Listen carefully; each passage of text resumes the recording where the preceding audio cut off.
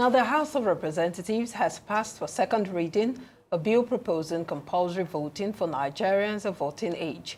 The bill, which amends the Electoral Act 2022, stipulates penalties for non-compliance, including a maximum of 6 months imprisonment or a fine of up to 100,000 naira. Sponsored by Speaker Tajuddin Abbas and co-sponsored by Daniel Osama, the bill aims to address Nigeria's low voter turnout and enhance electoral legitimacy. Osama emphasized that mandatory voting, as seen in countries like Australia and Belgium, could improve political participation and reduce the influence of vote buying. However, some members raised concerns about the bill's practicality. Awaji Inombek Abiante questioned its enforcement, citing issues like the accessibility of polling units for Nigerians living abroad. He warned against penalties in a system with infrastructure challenges. Following a voice note, the bill was approved with a majority in favor. Director, Abuja School of Social and Political Thought, Dr. Sam Amadi, now joins us to discuss the proposed compulsory voting for Nigerians by the House of Representatives. Dr. Amadi, it's great to have you here on Newsday. Thank you for joining us. Thank you and good afternoon. Good afternoon. Now, what specific constitutional hurdles must be overcome to implement this mandatory voting? Well, first, the Constitution guarantees Nigerian citizens and people in Nigeria basic political freedom and rights, including the right to freedom of expression, freedom of opinion, freedom to hold opinion, freedom to express themselves, and freedom of political constitution and participation. Generally speaking, voting actually is a facilitation of the right to self-determination, the right that citizens have to elect their leader. So it's actually a political right that citizens vote. Now, mandatory voting is usually not part of the component of political right to vote, because that vote conceptually implies that people are self-determining. The autonomy, that's norm, meaning the ability to condition yourself to morally make a choice is voluntary. So that's why people who are 18 years and above have the right. Now that right, they have a choice to activate, to use or not use. They register to vote validly, they decide whether to vote or not. Now, there has been a general apathy globally around, looking at data, around percentage of citizens who actually vote. And for example, I've argued, even with Trump's so-called massive win, all the electoral college, electoral victory that is massive, it still shows a significant number of citizens who didn't vote at all, who never bothered to vote, and perhaps who have not registered to vote. Now, the logic here is, if you look at countries like Belgium or elsewhere, where voting is mandatory, it has a history, and part of the history is also within the context of how those citizens relate with the state. The state has a duty to vote, and the states have a responsibility to do a few other things. The Nigerian own seems to be, far-fetched and contrived. First, we're not even treating citizens as if they matter. So this so-called, you must vote as obligation, does not sit well with the idea of responsibility and of real democracy, in which citizens feel, the state gives them, has duty and fulfill those duty, and the citizens themselves see protecting democracy as their own civic responsibility. So let's start with the nature of election. We discovered that here, the biggest threat to electoral participation of voter turnout is the militarized and violent nature of elections. So, yes, imagine if you were, a Southerner, Igbo or Yoruba, anybody stay in Lagos, and the last election you came out to vote, and you were scared away with guns, and the state has done nothing to bring to book those who stopped you from voting because of your ethnic coloration and their preempted or presumed political preference. Now, if you're that kind of a person, and the state says you must vote, it's contradictory. It doesn't ring true in the ear, because the same state that allowed some actors, whether state-based or not, to stop it from voting. So the violence, the exclusionary nature of our voting system, the fact that the state itself is the one that is creating threats, hazards to civic, that civic responsibility, is a bigger crisis that the National Assembly should address. And then again, the question around voter dividend of democracy. Citizens live through their normal adult age in Nigeria, and they don't see how the state contributes to their well-being. They don't see how the National Assembly is responsive to their needs. They probably suffer deprivation. We saw the NSAS protests arising from very clear victimization, persecution, oppression, and killing of young people through state action. And nothing happens. And then you're telling these demoralized and disillusioned Nigerians that they have a civic right to vote. So I think that the context and the conditions that result in this low turnout, very low turnout. At the last election, with all the obedient movement or the freeze, we got less than 30% turnout, voter turnout. So that is very problematic. But the solution does not lie in mandating and therefore criminalizing non-voting. There are going to be problems with implementation. I mean, you don't have a good database. So if people didn't vote, it's your voting data, swept in to rhyme with ID cards, national identification, so that you know who didn't vote and at what point are you going to put them in prison. Are they going to suffer deprivation in terms of access to basic services? A state that does not provide social welfare benefits to citizens. So in what way, apart from imprisonment, are you going to, these people are going to suffer? Are you going to stop them from taking school scholarship where you don't even offer a broad scholarship to students? So the implementational crisis is different, but the conceptual is that the National Assembly is addressing the wrong problem. The wrong problem is that elections are violent, militarized, citizens are recently being secluded and excluded, and then the outcome, when we vote, do the results matter? So this idea that INEC could just rig election wantonly and the courts will openly endorse what INEC has done has created a second level of disillusionment and exclusion from the voting process. So young people are going to ask, why bother? Why bother to vote when your vote really doesn't count? INEC will declare what they want to declare, and the courts will just approve what they want to approve. So I think that maybe it looks like, Belgium, we like to borrow, institutional fetishism. We just say, okay, transplant. They do it in Belgium, Australia. All right. But we don't pay attention to the context that creates those outcomes. All right, Dr. Amadi, I was going to come to that, especially thank you for, bringing that perspective, seeing that we need to deal with the fundamental issue of voter apathy instead of, looking at constitutional ways to deal with or punish those who do not vote. But you just touched on a particular issue that I would like you to focus more on. That is the situation comparing Nigeria to countries like Australia and Belgium. And one would ask if the political and infrastructural conditions in those countries are comparable to Nigeria. Absolutely. Again, one of the things we found out about voter turnout is that first is cultural perception about governance, whether the young people are tuning in or tuning off. That's why you see in some of those places, campaign is a lot more like entertainment. You see, it's orchestrated, music, dance, actors, they bring in the star power so that young people can get involved, not just to go and vote, but become part of political campaigns in a much more entertaining, civic, and engaging way.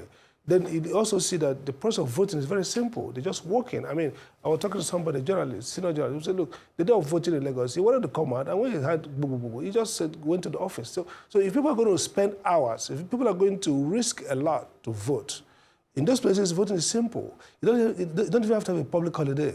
So people probably, some are mail-in votes, some are electronic voting, some just walk down to the next corner from their home, just walk out, and just in a few seconds, they are done, and they are back to their houses.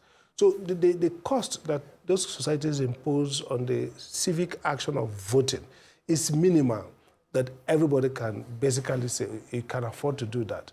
But here, the logistics of elections are still very onerous. They're still burdensome. They create a lot of burden. People have to come out maybe 3-4 hours, wait for accreditation.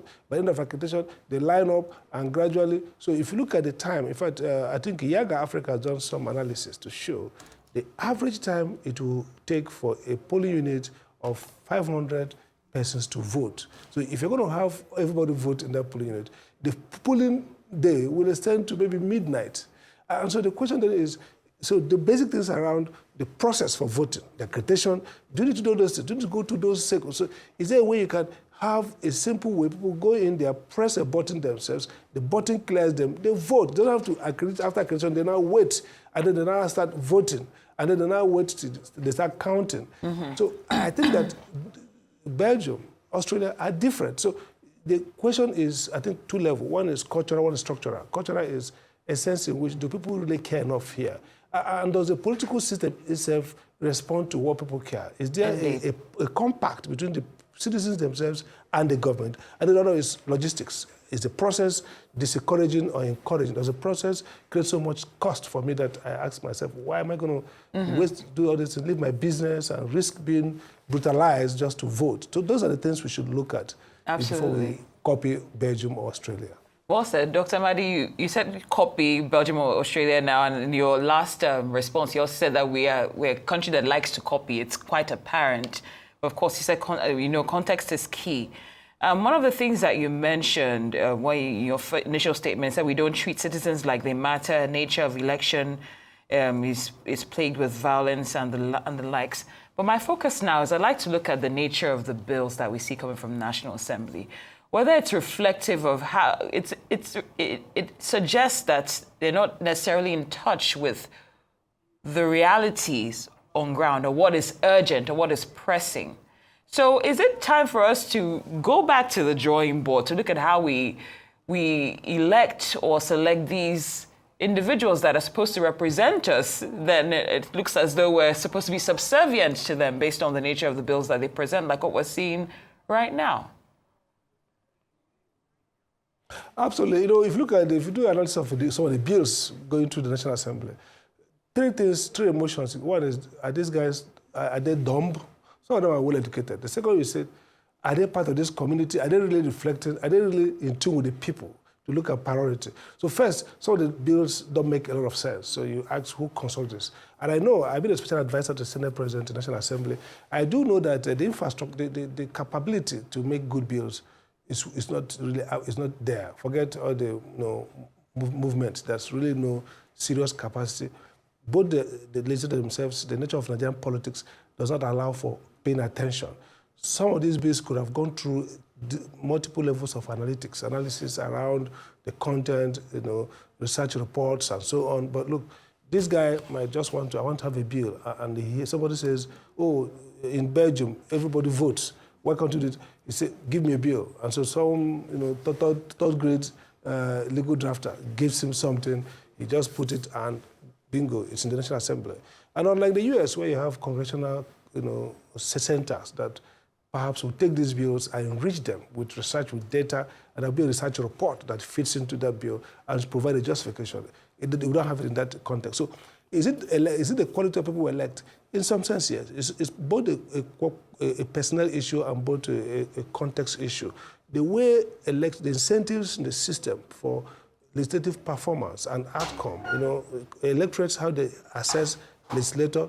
Many legislators are doing well because they are giving money, they are buying jam form, they are providing reliefs or providing rice or Christmas and Salah for their constituents, and that's enough to get them through. Some are in ruling parties where they can't, fail, therefore they don't even bother about the quality of their representation. And so you see a system that is trapped in bad politics, a politics that's not responsive in the first place. So some of the bills, they're not really, the things that people are crying for, they're not pushing them. And so they are captive to special interests. Maybe some guy has this idea, why can't we have compulsory voting? The vote numbers are low, okay, let's make it compulsory. So that's one aspect of one explanation. The second explanation is that they perhaps mean well, but don't have the competence available to them to think more strategically and frame these bills in a way that they can, respond and solve problems. So if I was sitting in that house, I would be thinking around, okay, what is the diagnosis? That's the essence of social science report. Why do we have low turnout? In different countries, different reasons.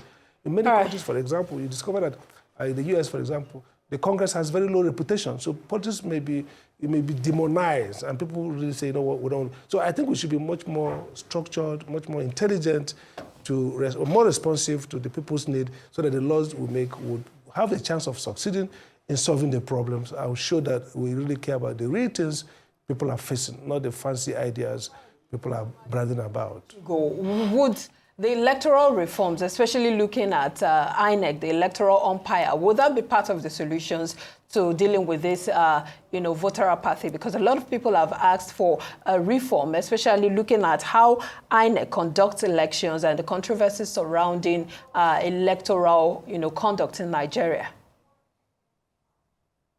I totally agree with you. If I was going to advise anybody who can cause things to happen, I would say forget everything, focus on INEC and the court. The court is very difficult because it's independent of the executive, and oftentimes the process of decision-making is a lot more individualistic and speculative. But INEC, 3 levels. One is, of course, we talk about appointing process. Yes, no president would like to take away the power from him, but can we put some criteria in the law that enables the president, constrains the president to choose particular people based on clear criteria? If you look at laws, and I would recommend somebody look at the IOTA or the airline laws.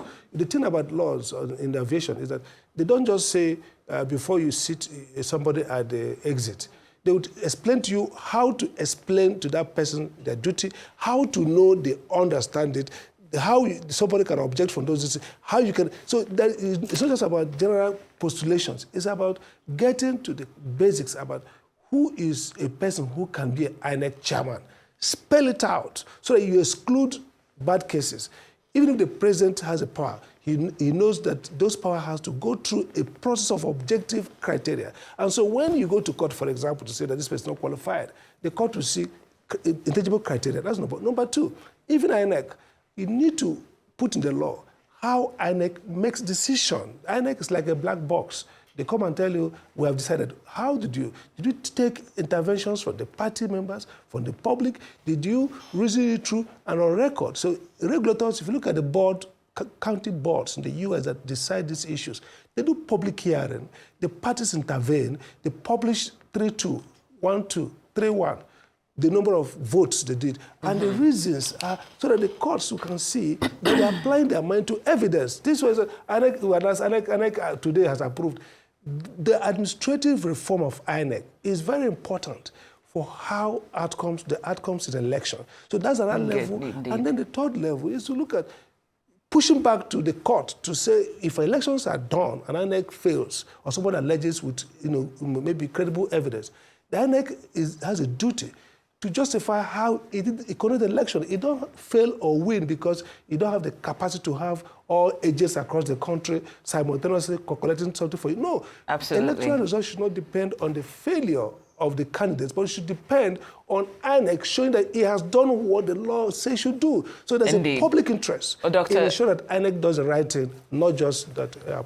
Dr. Sam Amadi, we know you're well versed in this topic, and we appreciate you for joining us and for your wonderful insight on this very crucial matter. Thank you so much for joining us here on Newsday.